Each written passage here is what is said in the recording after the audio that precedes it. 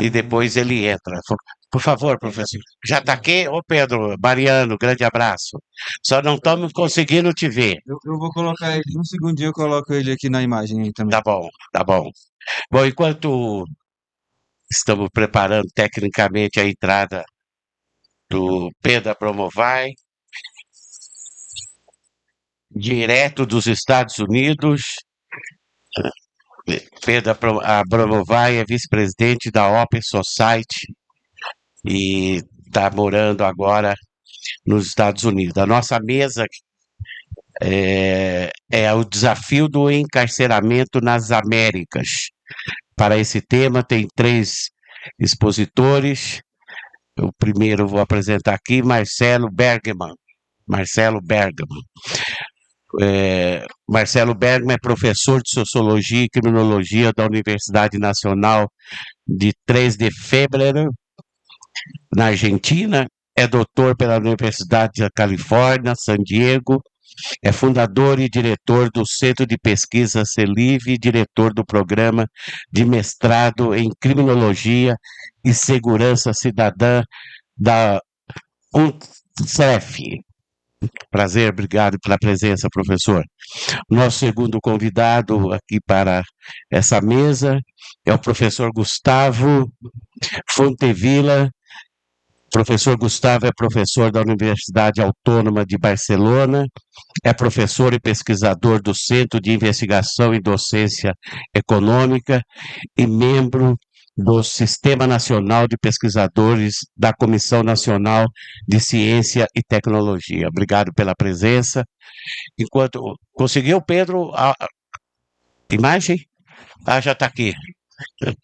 Olá, Pedro, tudo bem? Prazer. Vou começar aqui com os Vou começar aqui com os professores que estão na sala e depois eu passo para você, tá bom? Beleza. Então, quem começa? Por favor, professor. Vê se esse está funcionando, se não tá. Puedes, ah, te voy a hablar en español, la presentación es en portugués. Lo que voy a presentar rápidamente es la pregunta de ¿para qué sirven las cárceles? What's the purpose of prisons? Y lo que voy a tratar de explicar es con datos, con evidencia, la poca utilidad que tiene la cárcel. Voy a esperar el PowerPoint. Todos sabemos que en América Latina, todos sabemos que en América Latina tenemos un crecimiento muy importante de la población carcelaria. Y la lógica que hay detrás de la pena de cárcel es reducir el delito. Encarcelamos a ciertas personas que cometen delitos porque mandamos un mensaje a la sociedad de que los delitos no son permitidos, hay un castigo, o tenemos a las personas presas dentro de las cárceles y por lo tanto no pueden cometer crímenes afuera porque están encerrados. Entonces, las cárceles tienen el propósito de reducir el delito y rehabilitar y otros objetivos. La próxima. Rápidamente, muy rápido. Esto es lo que pasó en 25 años, desde los años 90 hasta la época de la pandemia, más o menos.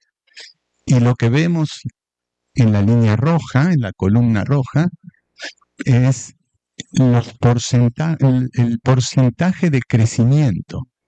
Esto no es solamente en Brasil. En toda América Latina hubo crecimientos vertiginosos, tremendos. 200%, 300, 500%. Tenemos una población carcelaria inmensa. Próxima. junto con Gustavo y otros colegas, nosotros hicimos encuestas a una muestra, a más o menos 1.000 personas en diferentes países. En Brasil la hicimos en el estado de Sao Paulo. Y mucha información tenemos en eso, ya escribimos cosas y todo, pero quería traer este dato. De todos estos países, esta es la proporción de la población que está por delitos cometidos por drogas. ¿Ok? En Sao Paulo, 1 de cada 3 personas que está presa está por haber cometido un delito de drogas. Pero esto es mirando la muestra en general. Para el caso de Sao Paulo, 742, y es de toda la población. Pero cuando uno estudia la cárcel, hay gente que está hace 20 años porque cometió un homicidio, hay otros que están 10 años, hay otros que están 5. Para saber realmente qué es lo que está haciendo la policía y la justicia, hay que ver quiénes fueron admitidos, quiénes entraron en los últimos año o 2 años. Próxima. Y aquí dan los datos de los últimos 2 años. De la gente que entró en los últimos 2 años, en esta muestra tenemos 361, de esos ya casi el 40%. Es decir, que entra mucha gente y después sale por delitos menores o delitos vinculados a las drogas. ¿Ok? Próxima. Esta pásala. Próxima. Ok. Otro dato importante. Le preguntamos a los inmates, en las prisiones, por cuánto fue el robo o la comercialización de droga que figura en el expediente, o sea, por cuánta plata hicieron el crimen y los metieron presos. Solamente el 6% hizo delitos por más de $100,000 y el 25%, 24.8%, por delitos mayores a $10,000. En realidad, la mitad cometieron delitos por $2,000 o $3,000 o menos. Es decir, que la gran mayoría de la gente que está entrando a las cárceles son por delitos de pocas cantidades de dinero. Próximo.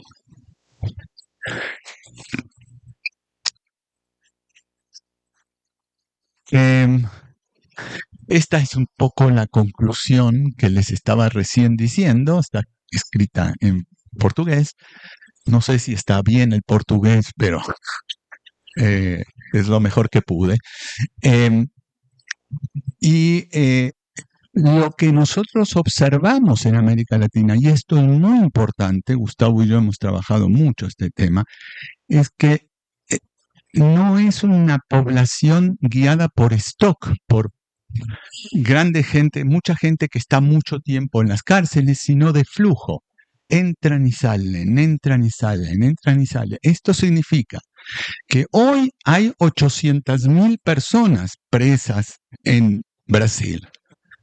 Pero si tomamos las personas en los últimos 10 años, por las cárceles de Brasil han pasado 1.200.000 personas, entre las que están presas y las que entraron y después salieron. Hay una rotación muy rápida, relativamente. Próxima. Ahora viene la pregunta. ¿Las prisiones reducen o no reducen el delito? Porque la sociedad espera que al meter gente presa, nosotros podamos tener menos delitos afuera. Ese es el objetivo, o uno de los objetivos de la cárcel. Adelante. Próxima. Y aquí les voy a presentar rápidamente unos gráficos. Uno debiera esperar que el efecto sea como el de Guatemala. Cuanto más sube la población carcelaria, más baja el robo. Esto es contra robo y población carcelaria. Yo creo que los datos de Guatemala, estos son los que obtuvimos, pero están mal. O sea, porque la mayoría de la gente no denuncia en Guatemala los robos. Pero esta es la relación esperada. Suben los delitos, suben la población carcelaria, tiene que bajar el delito. Y lo que observamos es que en casi todos los lugares no crece la población carcelaria y crece el robo. Próxima. Más países. Aquí tenemos, yo no sé si está, hasta aquí está Brasil, pero en la mayoría sucede esto solamente con robos. Ahora voy a mostrar otros delitos, adelante. Bolivia. Robo menor, robo mayor, homicidio. Tampoco se ve un impacto muy significativo. Próximo. Vamos a ir rápido. Brasil. Bajó en algún momento el robo menor, pero volvió a subir y todo lo demás se mantiene o estable o para arriba. O sea, el encarcelamiento, que es esto, no reduce significativamente, no vemos esto así. La caída en el delito. Próxima. Colombia, lo mismo. Próxima. Ecuador todavía no lo que está ocurriendo ahora. Esto es hasta el año 2015. Adelante. Perú. Tenemos una sola caída bastante inexplicable del homicidio aquí. Y una más. Otra. Lo que presento son datos no controlados, no es estadísticamente poderoso, pero es sugerente, o sea, es sugestivo, indica que tenemos un problema. Y la pregunta, esto es lo que nosotros sabemos. Las cárceles no resuelven el problema del delito, es más, lo incrementan, ahora Gustavo va a hablar sobre eso, y se transformaron en depósitos de gente recluida por un tiempo. ¿Por qué esto es así? Bueno, para otra oportunidad, hay un problema de que el negocio, la gente entra a la cárcel, pero no se detiene el negocio del crimen. Uno puede encarcelar gente que vende drogas y va a haber otro que viene una vez que se encierra a uno. Se roban un auto, toman al ladrón, lo meten preso y enseguida hay otro que sale a robar el auto. ¿Por qué? Porque hay un mercado de autopartes y un mercado de autos robados y eso hay una demanda por esos productos. Por lo tanto, la cárcel no resuelve el problema del delito y hasta podría incrementarlo. La próxima. Que en realidad las cárceles producen más crimen y esto es lo que va a exponer Gustavo. Gracias.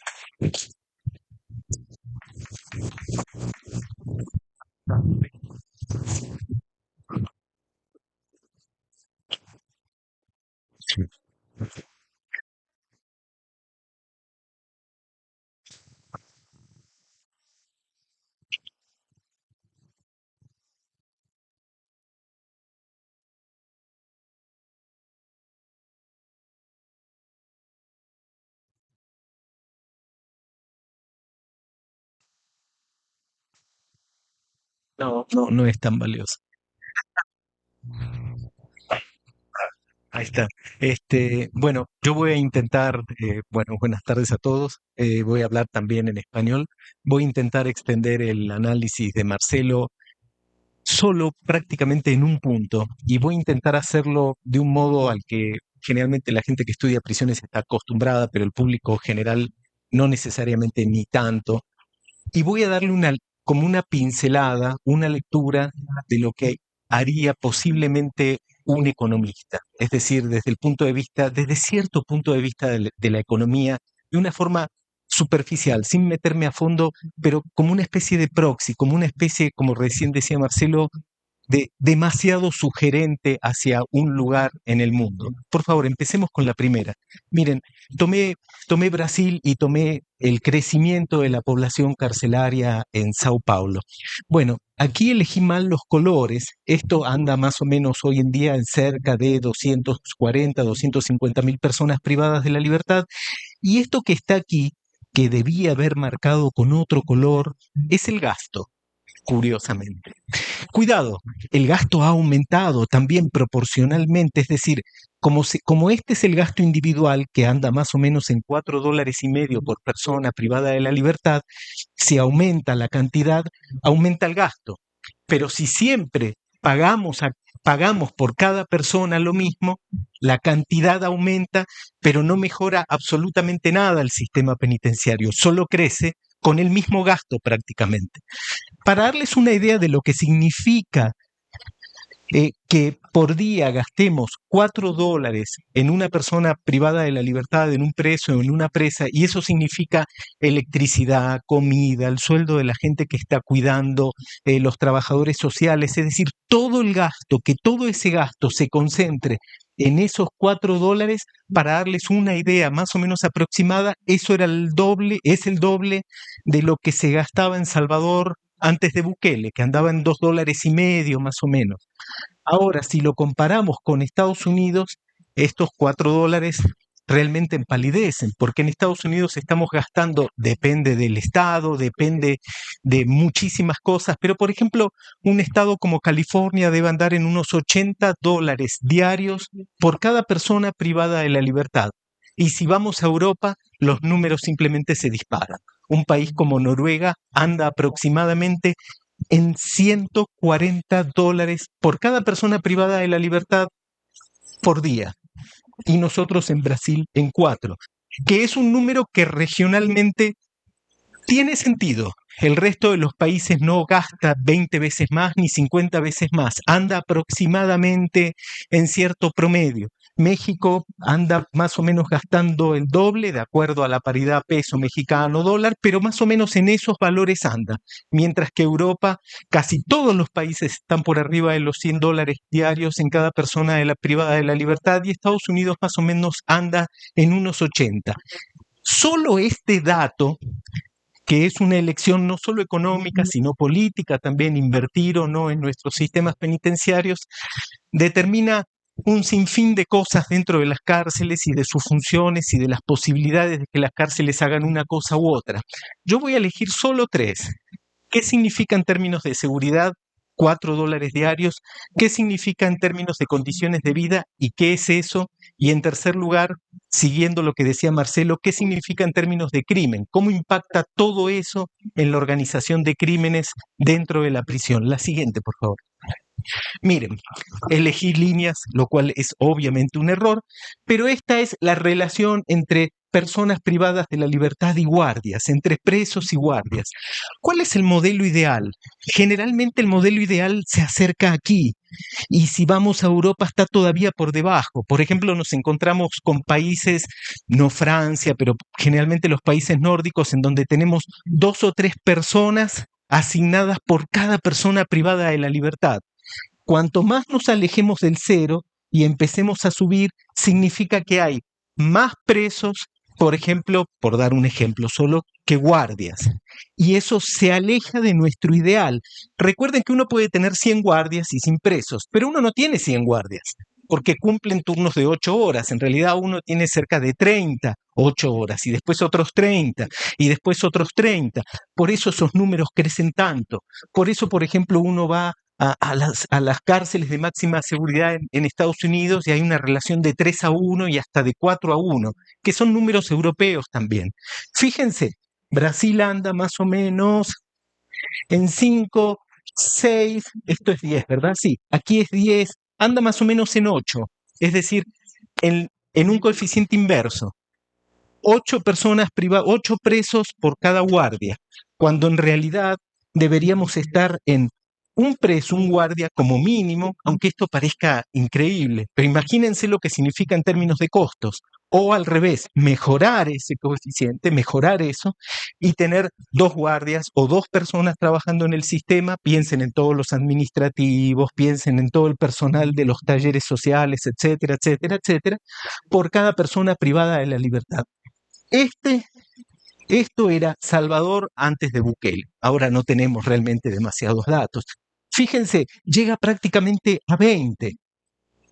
Y eso es el primer proxy de la seguridad que vamos a tener dentro de esas cárceles. Si tenemos 20 personas presas por cada guardia, ya les puedo adelantar simplemente intuitivamente o sugerente, como decía Marcelo, que vamos a tener niveles de seguridad y niveles de control institucional real del orden interno de las cárceles muy bajo.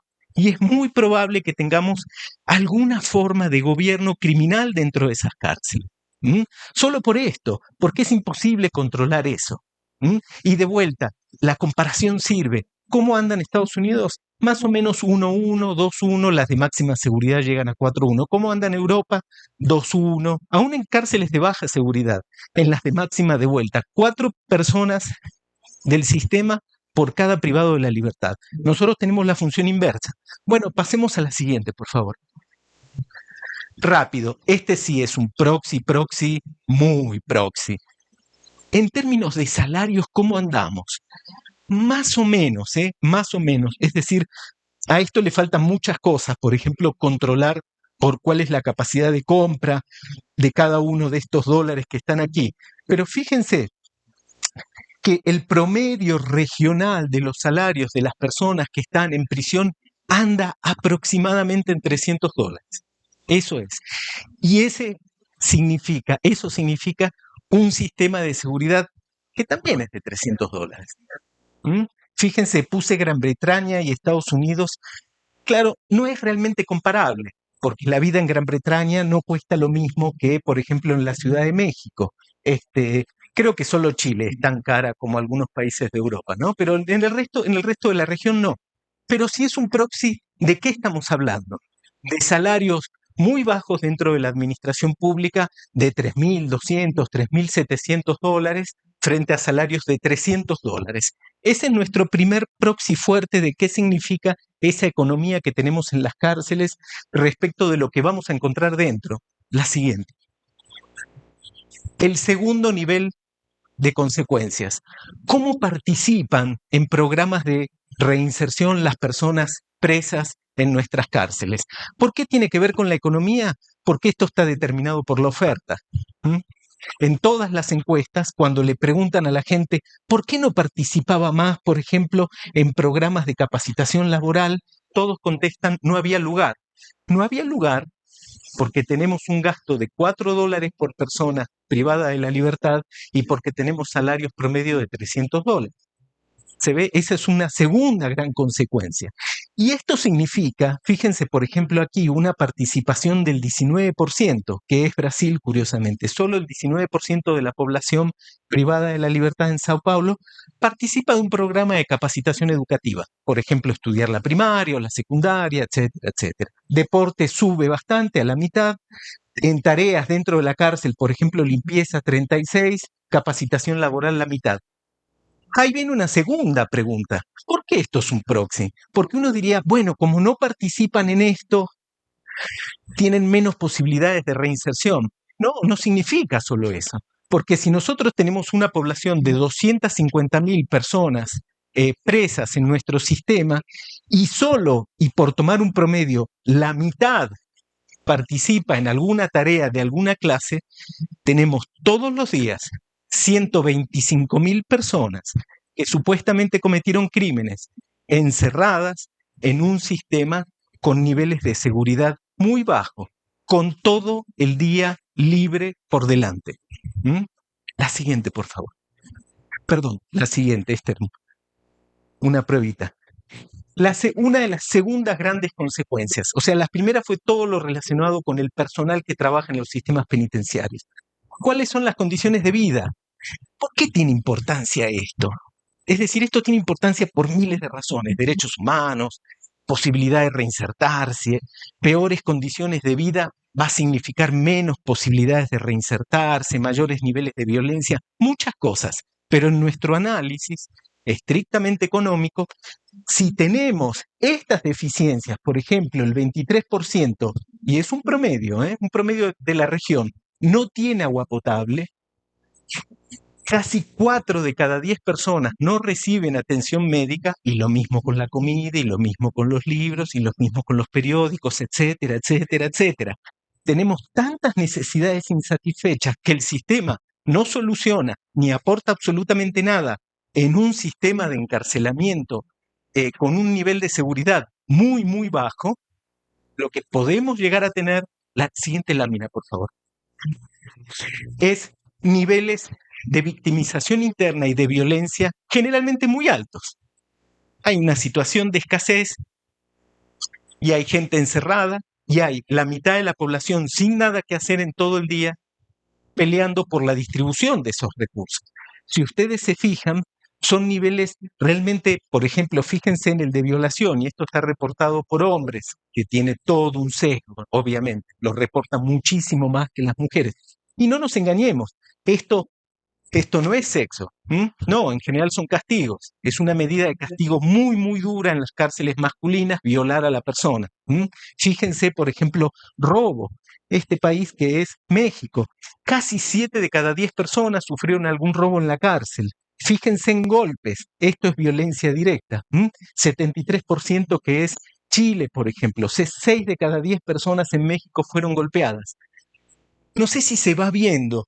Esto está vinculado no a que son personas violentas o personas violadoras. No, no, no. Estamos viendo en un contexto de encierro, con nada que hacer, con un sistema de seguridad muy bajo, con muchísimas deficiencias, y esto es un proxy indirecto de la siguiente lámina. Espero que venga ahí. Por favor. Esto, la aparición de mercados internos, mercados informales, es decir, mercados para satisfacer esas demandas que el sistema no favorece. Y son mercados fabulosos e ideales, son realmente, los economistas adoran estas cosas. Es como el mercado de la cocaína, ¿me explico? Que 1 kilo de cocaína en la selva colombiana cueste alrededor de $500, en Bogotá 1.000, y, no sé si me quedo corto, en el mercado de Ámsterdam valga $90.000, es el mercado perfecto para el narcotráfico. Por eso tenemos narcotráfico.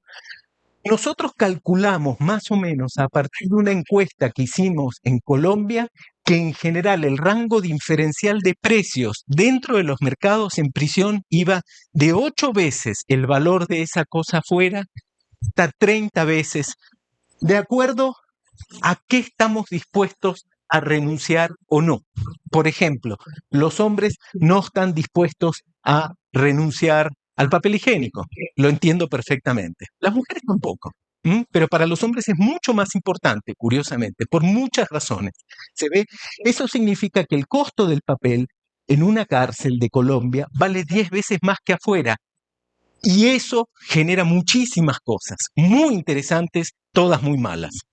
Pero fíjense, los elementos de higiene femenina pueden llegar al 30%. ¿Por qué? Porque es un elemento vinculado de manera absolutamente directa a la calidad de vida de una mujer. Entonces, cuando ustedes tienen esto, del mismo modo que lo tenemos en las drogas, que 1 kilo vale acá 1.000, pero si lo llevo hasta allá y logro pasar los controles, vale 90.000, aquí tenemos lo mismo. Y tenemos el incentivo perfecto para meter cosas en prisión. Y tenemos el incentivo perfecto para tener, es decir, tenemos la tormenta perfecta para tener un mercado dentro. ¿Qué genera el mercado? Muchísimas cosas. Primero, grupos disputándose el control de meter toallas femeninas adentro. No son las toallas el problema es el alcohol y la droga, por supuesto. Grupos violentos que se disputan y violan, como en la ficha anterior, violan, ¿para qué? Para castigar al otro grupo, para esto, para lo otro, para aquello. ¿Qué significa esto? Generalmente, dependiendo del país y de manera anual, generalmente millones de dólares, metidos en una prisión donde la gente no puede salir, me explico, y está obligada y no quiere renunciar a ciertas cosas. Para darles una idea aproximada, hay estudios de los mercados internos que había en Auschwitz. Estoy hablando de Auschwitz. No estoy hablando de cárceles donde hay 20 presos por cada guardia, ¿eh? Aún ahí había mercados internos, corrupción, entrar cosas, sacar paquetes. Imagínense en estas cárceles con estos niveles de seguridad. Por supuesto que son mercados muy dinámicos. La que sigue. ¿Qué tenemos con esos mercados internos, con esa cantidad de dinero produciéndose y elementos entrando? La formación de redes criminales. Esta es una tabla que muestra que la persona reporta, curiosamente, conocer una red criminal asociada siempre a la distribución y al monopolio de la distribución de algún producto dentro de la cárcel, y puede ser la seguridad, según cuántos años lleva en prisión y de acuerdo a su sentencia. Fíjense, cuantos más años lleva en prisión, más redes conocen. Este también es otro proxy de que esos mercados terminan formando, sí o sí, redes criminales al interior de la cárcel. Ahora, pasemos, perdón, a la próxima. Ya estoy terminando. Lo interesante de todo esto es que si ustedes le dicen a alguien, bueno, todo esto podría contestar rápidamente diciendo, bueno, ¿y qué problema hay? Que haya violencia dentro de la cárcel siempre que no salgan, que haya redes criminales dentro de la cárcel siempre que no salgan. El siempre que no salgan también falla. Así como fallan los controles de ingreso, también fallan los controles de salida. Esto es cuando Marcelo dijo, se rompe esa distinción fuerte entre el adentro y el afuera. Es esto. Así como logramos meter con facilidad droga dentro de prisión, también logramos organizar crímenes desde el interior de la cárcel para que se cometan afuera. Y esto ya ni siquiera es un proxy, es un dato directo. Fíjense, extorsión. Son niveles altísimos. ¿Qué es esto? Perú.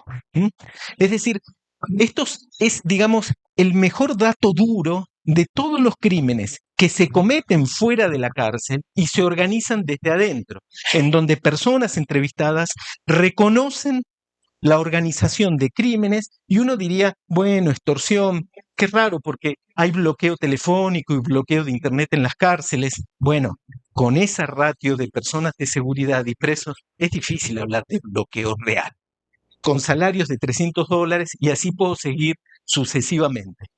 ¿Cuál es la consecuencia de esto? Generalmente el aumento de los delitos. Es decir, curiosamente, esta es una cárcel que en vez de incapacitar, es decir, ya no hablemos de reinsertar, no, pero aunque sea incapacitar a los que metemos ahí, ni siquiera eso logramos. Todo lo contrario, uno construye una cárcel y al poco tiempo empieza a tener esto. La siguiente. Bueno, solo para terminar, elegí al azar 4 ejemplos de crímenes organizados adentro, es decir, estas cosas tan extrañas que producen nuestras cárceles en relación a los riesgos del encarcelamiento.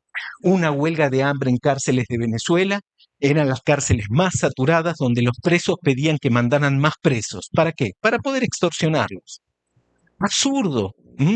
Segundo, un grupo de hombres roba en un restaurante de Buenos Aires, los identifican y descubren que estaban presos en una cárcel. De hecho, van a la celda y los encuentran ahí. Los guardias los dejaban salir para que robaran por una parte del botín. 3, fíjense este dato. Si las universidades, por ejemplo, fuéramos tan productivas como estos delincuentes, seguramente habríamos solucionado la mitad de las enfermedades actuales. El año pasado se produjeron en México 12 millones de llamadas extorsivas. El INEGI calcula aproximadamente 9 de cada 10 llamadas fueron realizadas desde el interior de las cárceles. Esa es la consecuencia de los $4 de gasto por persona, curiosamente. Es la consecuencia de la formación de mercados internos, de redes criminales y del aumento del crimen. 12 millones de llamadas telefónicas. Imagínense que solo el 5% fue exitoso, el 10%.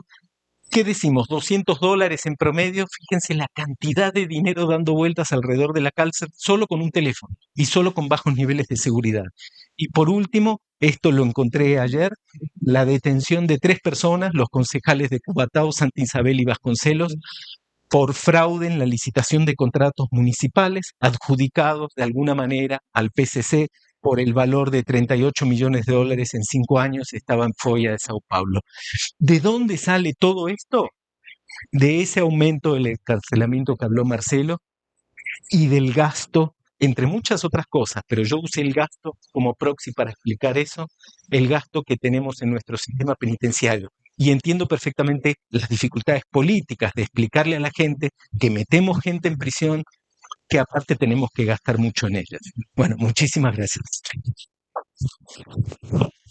Bom, agradeço, professor Marcelo e Gustavo, a exposição dos senhores demonstram que o encarceramento em massa não diminui o crime, que temos um sistema anacrônico, que pela exposição importante, isso é uma visão que temos do sistema penitenciário brasileiro, que é anacrônico, mas pelo jeito isso em toda a América Latina, e que a guerra às drogas acaba fortalecendo as próprias organizações criminosas. Pedro, está me ouvindo? Sua Sim, sim. 10 minutos, nós estamos com o tempo aqui meio apertado, por favor. Eu queria começar com França.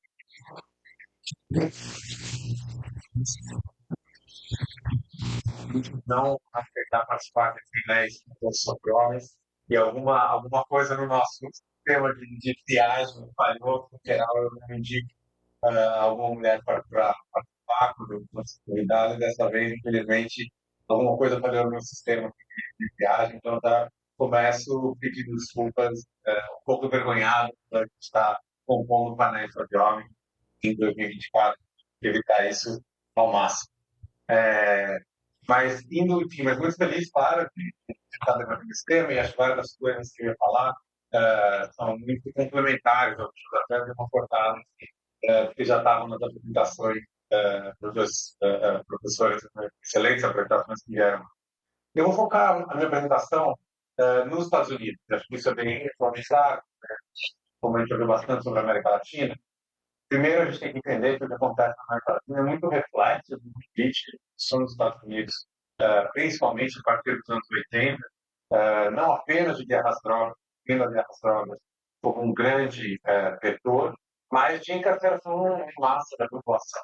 Né? Até os anos 70, a população dos Estados Unidos vinha caindo completamente, a previsões que ia chegar quase a zero, em terços dos anos 60, falando isso. E, claro, a partir do final dos anos 80, principalmente a partir dos anos 80, tem uma grande explosão da população carcerária, passando de meados dos anos 80, 500 mil, 400 mil, quase 2 milhões lá para 2010. Né?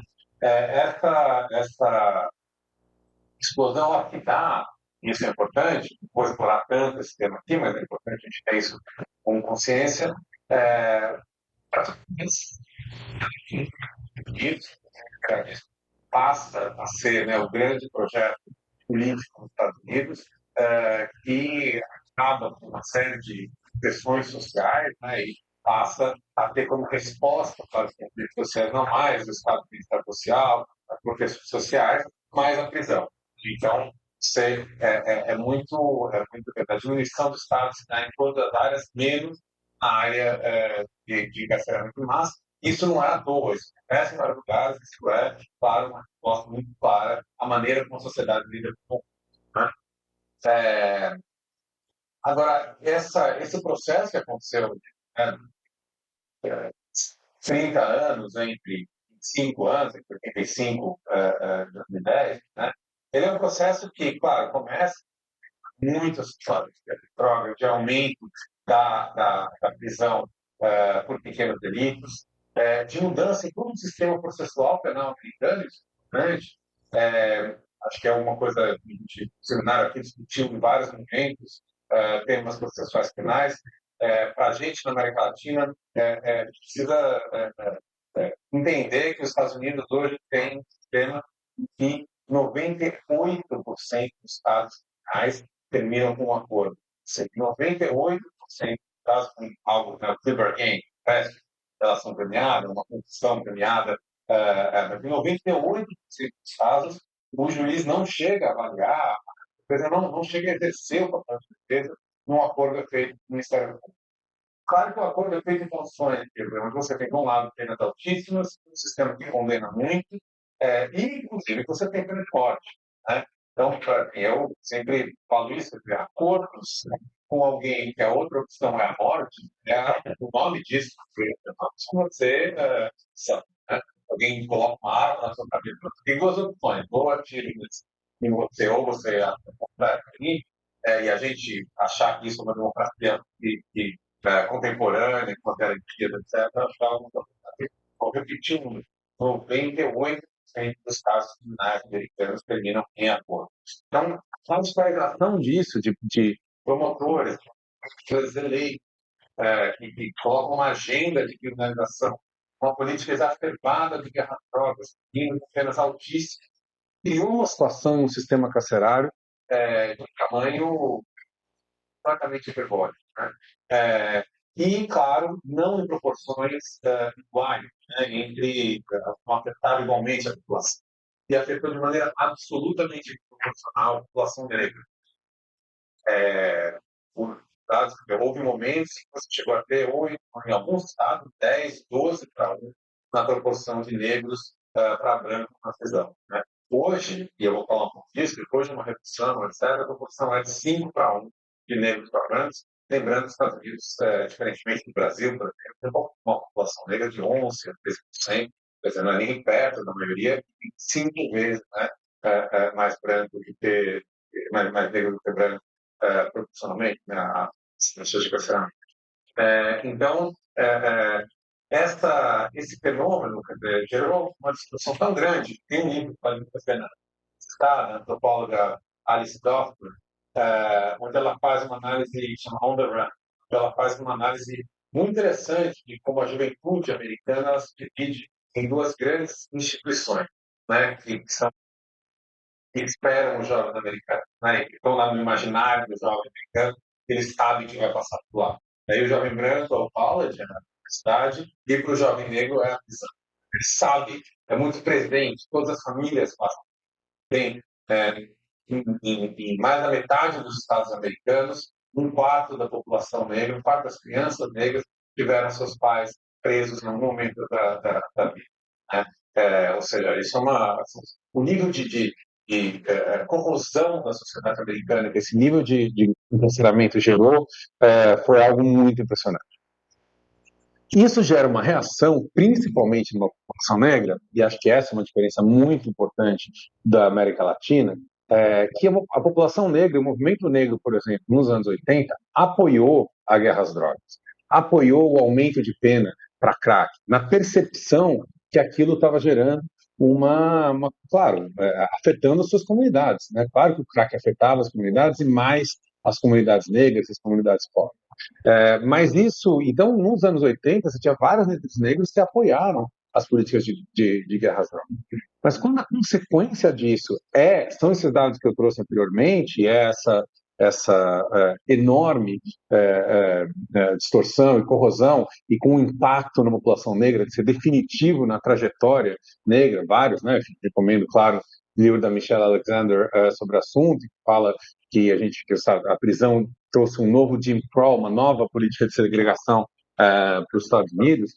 Isso teve uma mudança no jeito que o movimento negro, principalmente, lidava com isso, que passou a pedir políticas criminais diferentes, passou a pedir mudanças na política de drogas, que passou a pedir mudanças nas políticas e nas eleições de procuradores, né, do Ministério Público, e mudanças lá, claro, nos Estados Unidos, muitas das políticas criminais são definidas, que tipo de crime que você vai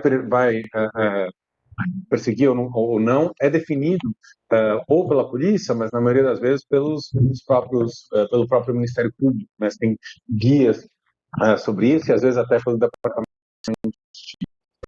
Essa questão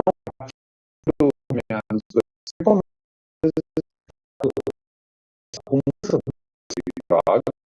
legislativas, com mudanças do Departamento de Justiça sobre quando se deve ou não perseguir, principalmente no caso da maconha, mas também com outros casos de pequenos partido do governo Obama, por exemplo, de criminosos não violentos primários, principalmente, que passam a receber mais pena alternativa ou não ser perseguidos, etc.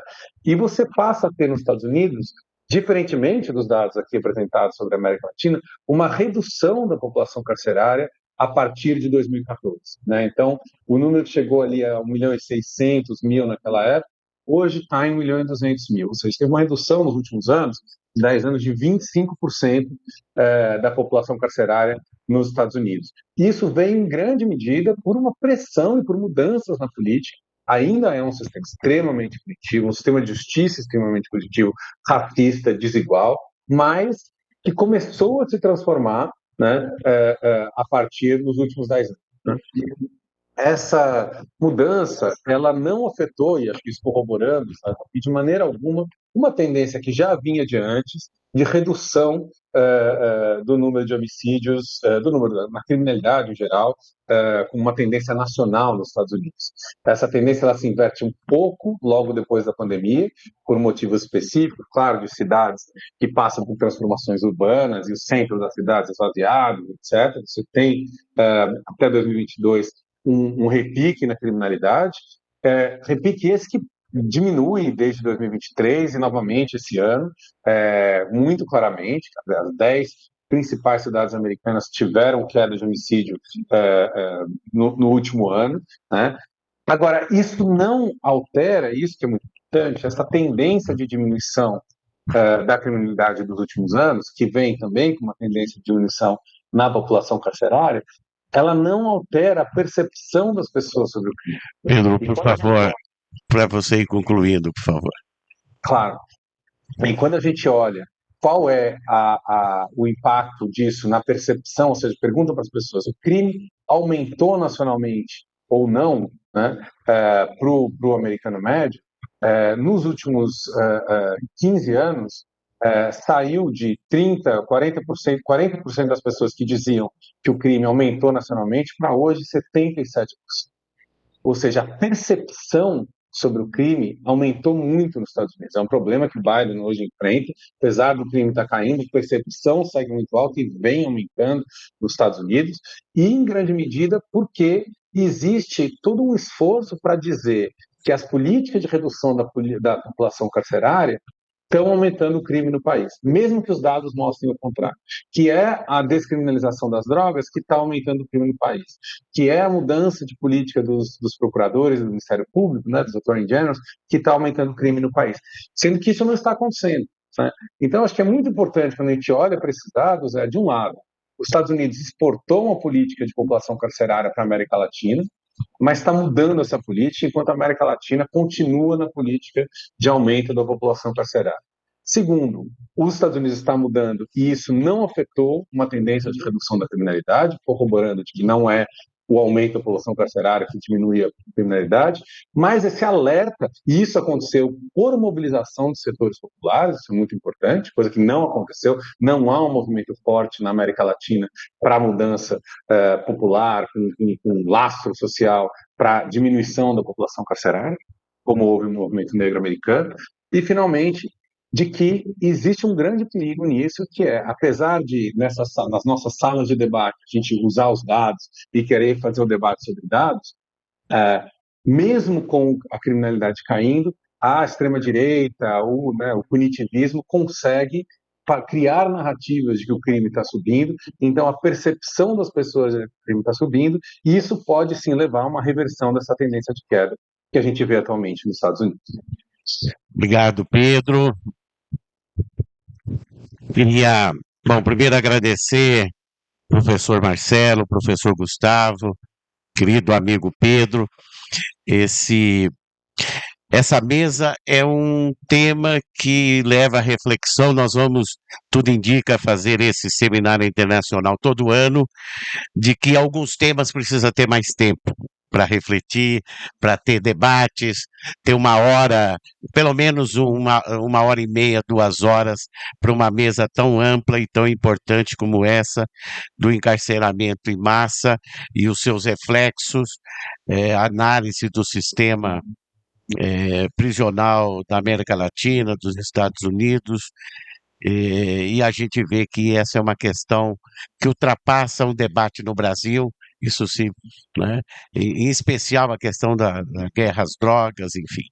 Então, queria de coração agradecer o Pedro, daí de onde você está, dos Estados Unidos, professor Marcelo, professor Gustavo, e espero contar com os dois num próximo seminário com mais tempo para a reflexão.